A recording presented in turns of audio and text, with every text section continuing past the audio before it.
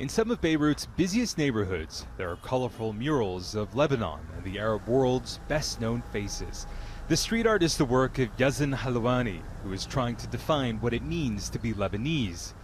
At his studio in the city's south, Halawani also paints on canvas. His latest work is of a Lebanese farmer.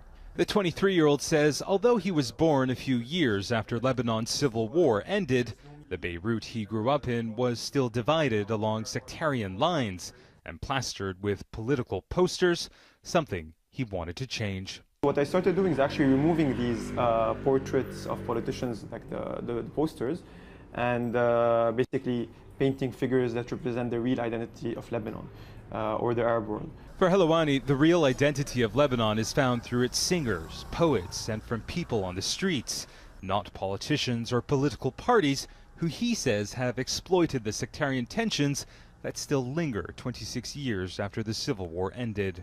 The core thing in Lebanon is that this sectarian identity is enforced through presence in the streets of political parties. And this is why, for example, there are certain streets where you have 100,000 of people that live that are branded with the political party X, Y, or Z, but maybe 5% or 10% of the people that live there are kind of partisan to that political party. One of Halawani's best-known murals is of the late Lebanese singer Saba.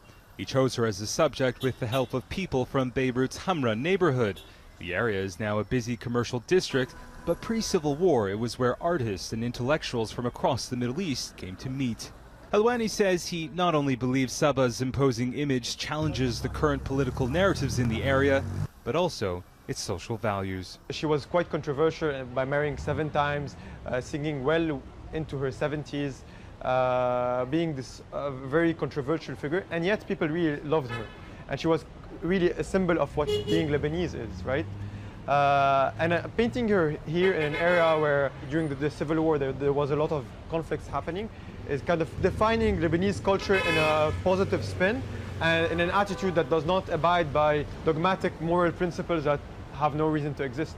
Yazan Halawani's work has been recognized around the world. He's been commissioned to do similar murals in Europe and other cities around the Middle East.